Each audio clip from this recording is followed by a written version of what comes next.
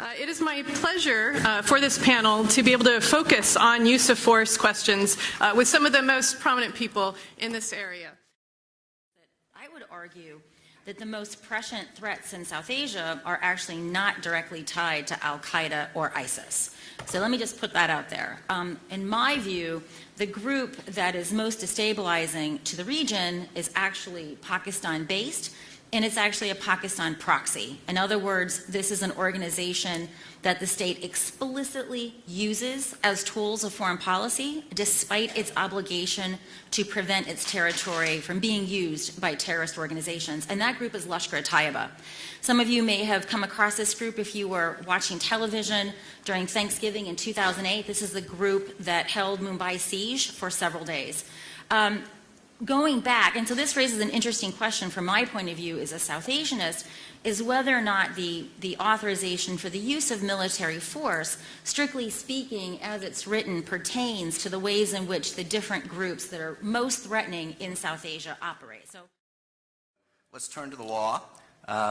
Ironically, I guess about 15 years ago, when I was NSC legal advisor and I first did this conference on this panel, we had Congress had just passed the 2001 AUMF. I had been in the Situation Room on 9/11.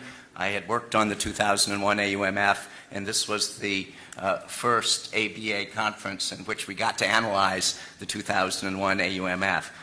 So here we are 15 years later. It has borne an awful lot of weight involving the invasion of Afghanistan, hundreds and hundreds of drone strikes in multiple countries, the detention of thousands of people, Guantanamo, and lots of other things. So I have long thought, in fact, when I was still in the Bush administration, I thought that it needed to be revised because it was drafted fairly rapidly after the 9/11 attacks. And while on the one hand it's very broad, all necessary and appropriate force, it is tied to the individuals, nations, or groups who committed the 9/11 attacks or those who harbored them. And as many of the people in this room know, thousands, probably tens of thousands of lawyer hours have been spent over the last 15 years trying to determine whether some of these menagerie of groups that Christine has mentioned are really the individuals, nations, or groups who committed the 9/11 attacks. And so you spend lots of time trying to decide, are they associated, are they affiliated with the associates?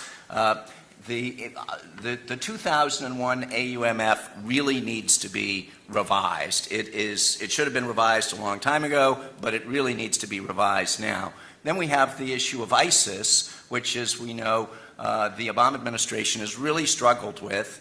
When the president initially ordered attacks on ISIS in Iraq and Syria, he relied on his constitutional authority under Article 2, suggesting that there really was not statutory authority. He then bumped up against the War Powers Resolution, which would have required him to end the use of force after 60 days if he had followed the termination requirements, unless it was authorized by Congress. So he switched legal theories and said actually it was authorized by the 2001 and 2002 Iraq AUMFs, so therefore relying even further on the old 2001 AUMFs, which were intended really for the persons who had committed the 9/11 attacks. I think almost everybody who has looked at this issue have said that is an incredible stretch of a legal argument. I'm not going to say I wouldn't have done it if I were not in the White House and I had no other choices, but to say that the 2001 AUMF passed 15 years ago, it really constitutes a congressional authorization to use force against ISIS is a real stretch. So just to be clear on one of your points, on Sunday on Meet the Press, President-elect Trump said that he wants boots on the ground in Iraq. Would we need to have a new AUMF to cover that situation? A new AUMF, well, I think to address ISIS. The AUMF, I believe, has been interpreted to cover what we are currently doing in Iraq. I think probably, I mean, there's the do we need and should we have. I think as an immediate matter, maybe they could probably interpret the current AUMF to cover that. Should we have? Absolutely, we should have. Particularly if we're going to be putting boots on the ground. What about Syria? If we want to go into Syria, boots on the ground in Syria, then what do we need in terms of the AUMF? Well, so, boots on the ground, technically, legally, if we're using force in Syria now, and, that it could be, it's not going to be a different technical interpretation because we have boots on the ground, but I think it is certainly a much more significant matter, and it would be a terrible mistake to do something like that without new authorization. Is that a new AUMF could be the sort of open-ended AUMF to start attacking groups that we are not currently in an armed conflict with, fairly indiscriminately. And that would worry me. On the other hand, and this is to get at one thing that John was talking about, if Congress doesn't provide such a new AUMF, it's very possible, who knows, we don't know what the President-elect will do, that they would assert a very broad and aggressive Article II authority to go after groups who we have not been attacked by, who we are not yet in an armed conflict with. And here's where I want to just differ with John. Agree with Mary. The Obama administration did not assert an Article II authority for the current conflict in Syria against ISIL. That would have been an Article II claim beyond what Obama thinks Article II allows. The Article II claim was made just for the defense of U.S. forces for a particular operation in August at Mount Sinjar in Iraq. The Syria operation in the Bush administration would have been permissible under Article II, but not in the Obama administration. And so I'm not sure whether I fear more a new AUMF or the lack of a new AUMF, because it might invite very broad and, to my mind, very unwise and unwarranted Article II claims. Okay.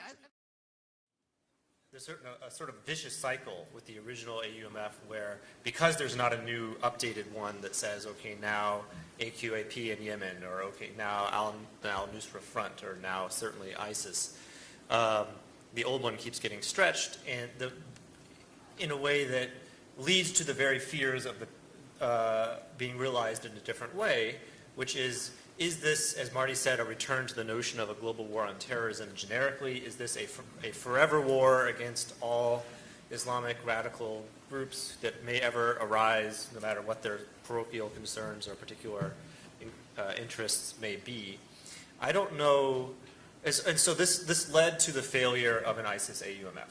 Right? So the Obama administration, which shares some of that desire for constraint, wanting to calibrate the authority to the problem and not have it sort of get out of control into a perpetual war everywhere, said, please give us an AUMF that is time delimited. It will sunset in 3 years, and Congress will then be forced to take up again. Do we want to keep going with this?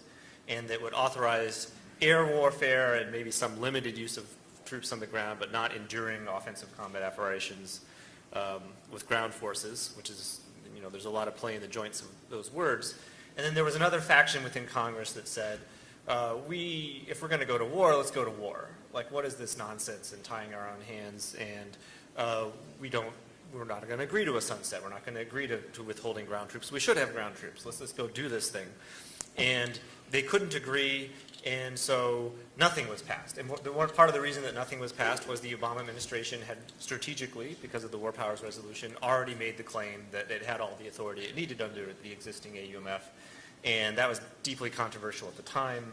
But they couldn't agree on something new, and meanwhile Congress kept funding the war efforts, and eventually, I think at this point we can say that Congress has acquiesced to that theory that the original AUMF covers ISIS. So, when I was State Department legal advisor, I spent an enormous amount of time trying to explain to our European allies what our legal position was on where we could use force and where we couldn't. And Europeans and others, but particularly Europeans, did not like the idea that we said that we could use force against al-Qaeda in various places around the world that al-Qaeda was fighting us. And we said that, in fact, that it was an armed conflict going on in different places around the world. And the position was, well, does that mean that you can shoot people on the streets of London or you can shoot people in Berlin?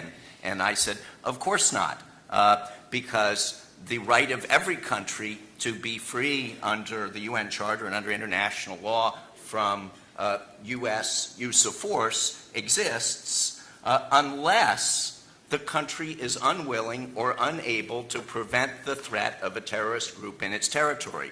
So the conflict with al-Qaeda was going on in a lot of places, but about 190 of the 194 countries in the world were able to deal with the threat, and therefore we had no right to use force in those different places. But there were a small number of countries that were unwilling or unable to prevent that threat, and we said we therefore had the right to use force against al-Qaeda and associated groups to defend ourselves. Now, Okay, Marty. In this area, John and I largely agree, I think, and this is just the question. Right now, we're just focused on the question of which uses of force would violate the UN Charter's prohibition in 2.4 of violating sovereignty. And I think John's right. I mean, one thing, folks, there's a lot of attention to the so-called unwilling or unable test. But the vast majority of U.S. uses of force in the Obama administration, and frankly in the Bush administration after 2001, were with the consent of the host state. The two principal exceptions to that are the ones that are publicly known anyway, are the current operation in Syria, obviously without Assad's consent, and the operation against bin Laden in Pakistan. Seem to be the two obvious places. John thinks maybe Libya, but it's not clear there that there wasn't consent or that we were willing to rely on that here. And I think John is right. I actually think that European states had not publicly resisted this idea. And in fact, it's very hard to find any state that's ever resisted the idea. But I want to make it clear, the unable or unwilling test is not a justification for going into an unconsenting state's country. It's a necessary condition to satisfying the requirement of necessity that is part of the common law, the customary law requirement of an Article 51 use of self-defense against a non-state actor or a state actor. Obviously, you have to satisfy that. If the host country can, and as John has said, 95% of the host countries in the world can and do, deal with the threat from the non-state actor through non-military means, law enforcement, intelligence gathering, and other means, then you can't, there's no necessity to use force, and that you don't have a right of self-defense to act in that country. We have not developed, happily we haven't had a lot of experience with use of force in the cyber realm. International law develops with experience. We know what at least is a use of force, which is, or at least the Harold Coe in a speech he gave several years ago, talked about what are some of the positions of the U.S., and it would be, we would consider something that would be the same kind of effect as a kinetic attack, a physical effect would be considered a use of force. What you're talking about is not probably a physical impact, and so the issue there is what is. I think we are. If you're talking about an impact that took down our entire financial system, that had massive human costs and implications, or then I think that likely that would be rise to the level, or it could rise to the level of an armed attack, in which case we would have the right to respond with force. But it's a very fact-intensive inquiry, and it's one that we don't have a whole lot of experience with, happily, so far. Okay, great. Yeah, so I want to say to folks that are going to be going into the president-elect's office, I want you to think very differently about this fetishization of Iran. Much of our policy around Iran has to do with individuals who carry a lot of water for a particular country, who doesn't actually send troops to the places where our troops are dying. Iran, though it may sound puzzling to you, I've actually studied in Iran, obviously has a despicable, loathsome government. But Iranian people are actually very pro-Iranian. And so in some strange sense, we have much more in common with Iran than we do Saudi Arabia or Qatar, however you want to pronounce it. So this idea that the president-elect has of dismembering this deal that we have with Iran is a truly bad idea. Whether you like Barack Obama or not, bringing Iran into the international system is actually an accomplishment. I'm going to argue that the Arab Gulf states are a much more significant threat to us. And I always laugh when I hear people say, but Iran, you know, is a nuclear proliferating state sponsor of terror. What do you think Pakistan is? In its wildest dreams, Iran could never be Pakistan. All right? So I want you guys to stop. For those of you who fetishize Iran as the big bad boo-boo, I want you to think about it very differently. And I want you to think about what that region can look like in 10 to 15 years, where Iran, which again, I want to emphasize to you who've never been there or don't know that much about it, shares many more of our values.